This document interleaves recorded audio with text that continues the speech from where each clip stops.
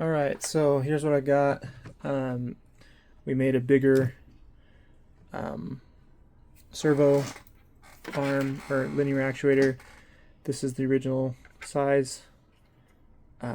This one is the 180-degree servo that you gave me. It does throw a little bit more, but it's still not enough. But good news, with this one, we only had to blow it up. We basically scaled it up an extra 172%. So the only thing that we had to make was a little spacer at the bottom of this because the gear is a little bit smaller than when we blew it up. But other than that, everything works great when we blew it up. Oh, and I had to cut off a little bit right here because this servo is mounted a little bit different. Right here, it's a flat surface, when right here, I can point with this thing, there's a little nub, and so the nub got in the way, and I had to cut off the part that goes around the side of it. Focus, okay, around the side of it, so then it could fit, and I just hot glued it onto there, and that seemed to work. The other good thing about putting a bushing in there to fit this bigger gear is that when it starts binding up, it won't push past and break something. It'll just spin inside there because it's held onto the gear by hot glue, and so it'll just start spinning the hot glue. I think that's good because it doesn't because it has 20 kilograms of force, so it doesn't just break something. So that's nice. The issue that I'm coming up into, I had to chop off about half of this because I was experimenting with how much I would need to have it just drop out. I'll talk about that in a little bit, but this one has a lot more throw. Has about an inch. No, that's about an inch and a half. So it has plenty of throw for what we need. But I'll show you what's going on here. The clip down below, it actually clips in now. We printed that better this time. And then decided to, before there was a bottom part right here, we took that out so that it just falls right out. Basically it has to push less to have it dispense.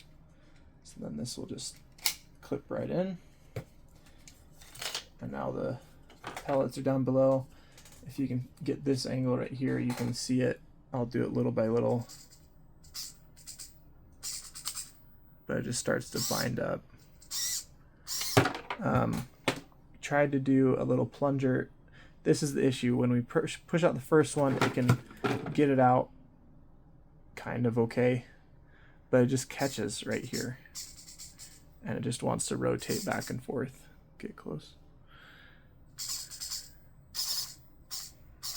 So even though I'm all the way out of the way, the pellet just wants to stay right there.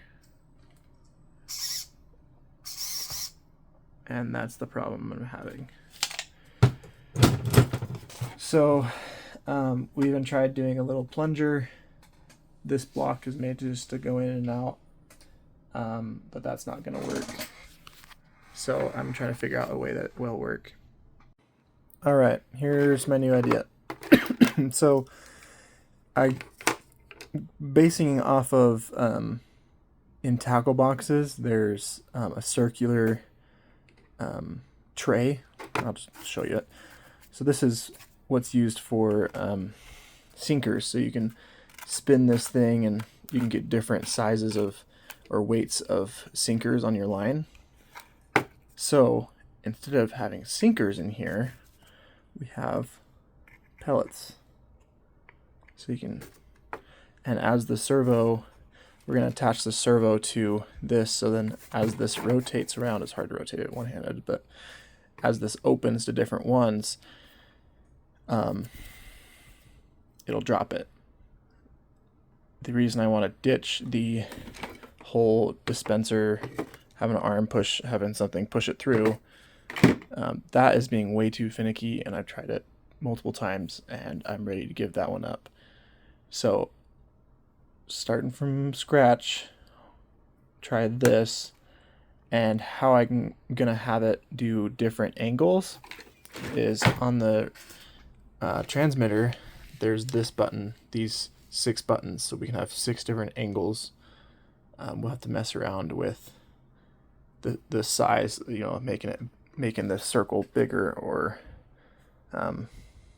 we'll be able to get the size correct. But that's the general idea.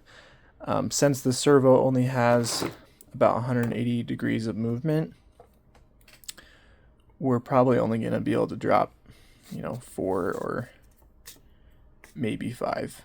But this does have 6 positions, so I'm going to shoot for, if we make it big enough, we can have 6 different drops. But we'll see how that goes.